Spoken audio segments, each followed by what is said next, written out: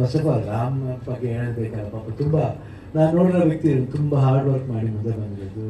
ಎಷ್ಟೋ ಏರುಪೇರು ನೋಡಿ ಐ ಥಿಂಕ್ ಒಂದ್ಸತಿ ಅವ್ರ ಊರು ಪಾಸ್ ಮಾಡ್ಬೇಕಾದ್ರೆ ಫೋರ್ಸ್ ಮಾಡಿ ನಿಲ್ಲಿಸಿ ಅವತ್ತು ಇಲ್ಲ ಇನ್ನೊಂದು ದಿನ ಬರ್ತೀನಿ ಬಿಡು ಅಂತ ಹೇಳ್ತೀನಿ.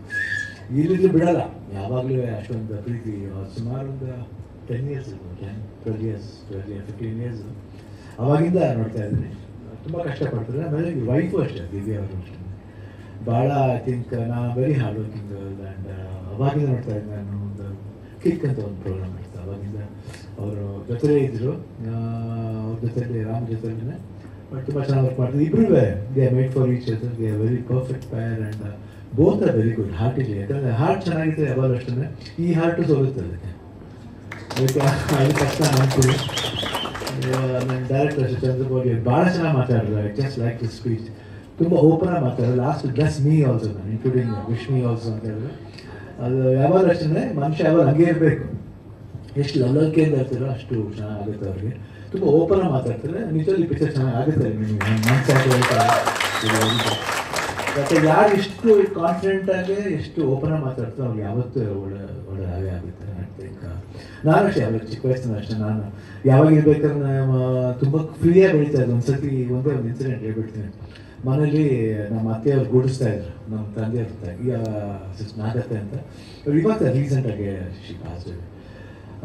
ಇಬ್ರು ಬೇಕಾದ್ರೆ ನಾನು ಗೂಡಿಸ್ತಾ ಇದ್ದೆ. ಇನ್ನೆಲ್ಲ ಗೂಡಿಸ್ಬಾರ್ದಪ್ಪ, ನೀನು ಯಾರು ರಾಜ್ಕುಮಾರ್ ಮಗ ಅಲ್ಲ ಅನ್ಕೊಂಡು ಅವೆಲ್ಲ ಗೂಡಿಸ್ಬಾರ್ದು, ನೀನು ಯಾರು ರಾಜ್ಕುಮಾರ್ ತಂಗಿ ಅಲ್ವಾ, ನಾನೇ ಗೂಡಿಸ್ಬಾರ್ದು. ಸೊ ಆ ಥರ ಹಂಗೆ ನಾನು ಯಾವಾಗ ಬೆಳೆದನು ಅಷ್ಟೇ. ಹಿಂಗೆ ಬೆಳೆದ ನನ್ನ ಬಗ್ಗೆ ಕೇಳಬೇಕಂದ್ರೆ ಅವ್ರ ಬಾಯಲ್ಲಿ ಕೇಳಬೇಕು ನಾನು ಹಿಂಗಿದ್ದೆ ಅಂತ.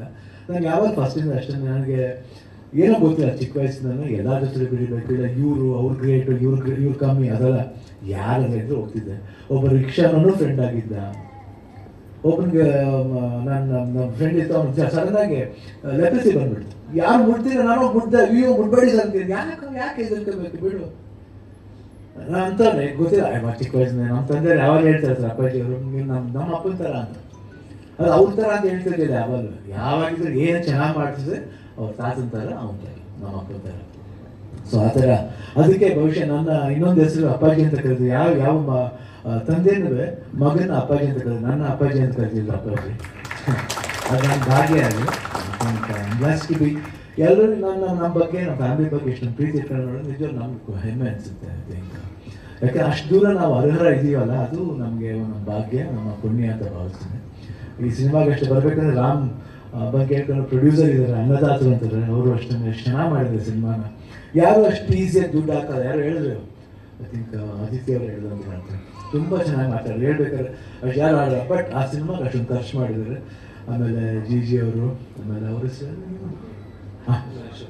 ಅಶೋಕ್ ಅಷ್ಟೇ, ಅವರು ಅಷ್ಟು ಭಾಳ ಒಳ್ಳೆ ಹುಡುಗ ನಿಜವಲ್ಲೂ. ಆ್ಯಂಡ್ ಎವ್ರಿಬಡಿ ಮ್ಯೂಸಿಕ್ ಡೈರೆಕ್ಟರ್ ಅವರು ಎಷ್ಟು ಅದ್ಭುತವಾಗಿ ಮಾತಾಡಿದ್ರು. I think I am bless to be. ಇಂಥ ಒಂದು ಸಮಾರಂಭ ಬರಬೇಕು. ನಾವು ಬರ್ತೀನಿ, ಯಾರು ಬರೋಕ್ಕಾಗ್ತದೆ, ನಾವೇ ಬರಬೇಕು. ಆದಿತ್ಯ ಅವರು ಅಷ್ಟೇ, ಅವರು ಎಷ್ಟು ಚೆನ್ನಾಗಿ ಕಾಣ್ತದೆ. ಅವ್ರ ಮನಸ್ಸು ಅಷ್ಟೇ ಚೆನ್ನಾಗಿ ಒಳ್ಳೆ ಮನಸ್ಸು. ಯಾಕಂದರೆ ಸಿನಿಮಾದಲ್ಲಿ ಮಾತ್ರ ಅಂತಾರೆ, ಅವ್ರ ಫ್ಯಾಮಿಲಿ ಲೈಫ್ಲಿ ಅವ್ರದ್ದು ವೀಡಿಯೋಸ್ ನೋಡಿ ನಾನು ಹೇಳ್ತಾ ಇದ್ದೆ, ಎಷ್ಟು ಚೆನ್ನಾಗಿ ಮಾಡ್ತೀರ ನೀವು.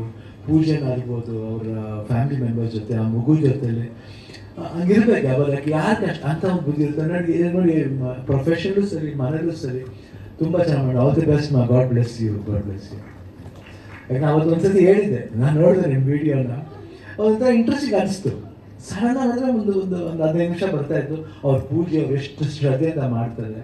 I think it's very good for you also. And Ram ಬಗ್ಗೆ ಐ ಥಿಂಕ್ 100% ಒಳ್ಳೆ ವರ್ಕ್ ಇದೆ. ಈ ಚಂದ್ರಮೌಳಿ ಸಾಲ ಟ್ರೈಲರ್ ನಿಜವಾಗಿ ಅನಿಸ್ತು. ಒಂದು I felt like I saw Arjun Reddy ನೋಡಿದ್ರೆ ಅನಿಸ್ತು ನನಗೆ. ತೋರಿಸಿದೆ ಅದು ತುಂಬ ಚೆನ್ನಾಗಿದೆ. ಆ್ಯಂಡ್ ಚೆನ್ನಾಗೂ ಆ್ಯಕ್ಟ್ ಮಾಡಿದೆ. ನಾನು ಎಕ್ಸ್ಪೆಕ್ಟ್ ಮಾಡಿಲ್ಲ ಅಷ್ಟು. Really has done very well. ಯಾಕೆ ನಾವು ನೋಡಿದ್ರೆ ಹಂಗಾರ ಮಾಡ್ತಾನೆ ಅಂತ ಅನಿಸ್ತು. ಯಾಕೆ ಹಂಗೆ ಅನಿಸಲ್ಲ. ಬಹುಶಃ ಒಂದು ಸೈಲೆನ್ಸ್ ಆಗಿ ಇರುತ್ತೆ, ಸೈಲೆಂಟಾಗಿ ಹಿಂಗೆ ಇರ್ತಾರೆ ಯಾವಾಗಲೂ. ಅಂಥವ್ರು ನಂಬೋಕ್ಕಾಗಲ್ಲ, ಏನು ಬೇಕಾದ್ರೆ ಮಾಡ್ತಾರೆ. So might be it is that ಚೆನ್ನಾಗಿ ಮಾಡೋದು, ತುಂಬ ಚೆನ್ನಾಗಿ ಮಾಡಿದ್ರೆ. ದಿವ್ಯಲ್ಲಿ ಸ್ವಲ್ಪ ಕೇಳ್ತಾ ಇರ್ಬೇಕಮ್ಮ ಅಂದಮೇಲೆ ಮಾಡಿದ್ರೆ ದಿವ್ಯ ಬನ್ನಿ ಬನ್ನಿ ಪ್ಲೀಸ್ ದಯವಿಟ್ಟು ಚಪ್ಪಾಳಿಯೊಂದಿಗೆ ಸ್ವಾಗತಿಸಿ Divya Ram. So October 22nd 24th days ಆಗ್ತಿದೆ. ದೀಪಾವಳಿ ಪ್ರಯುಕ್ತ, I think Deepavali 24th days ಆಗ್ತಾ ಇದೆ. ಒಂದು ದೀಪಾವಳಿ ಗಿಫ್ಟ್ ಅಂತ ತಿಳ್ಕೊಳ್ಳಿ, ಚೆನ್ನಾಗಾಗುತ್ತೆ. ಇದು ದೀಪಾವಳಿ ಅಷ್ಟೇ ಒಳ್ಳೆ ಬೆಳಕಾಗಲಿ ಸಿನಿಮಾ ಇಂಡಸ್ಟ್ರಿಗೆ, ಒಳ್ಳೆ ಸದ್ದು ಮಾಡಲಿ, ಹೆಂಗೆ ಕ್ರ್ಯಾಕರ್ಸ್ ಹೊಡೆದು ಆಗಲಿ ಅಂತ ಹೇಳ್ಬಿಟ್ಟು ದೇವರಿಗೆ ಪ್ರಾರ್ಥನೆ ಮಾಡ್ತೀನಿ. All the best entire team of Dil Maar. I think ದಿಲ್ ಮಾರ್ सबको मार देगा ये दिल मार.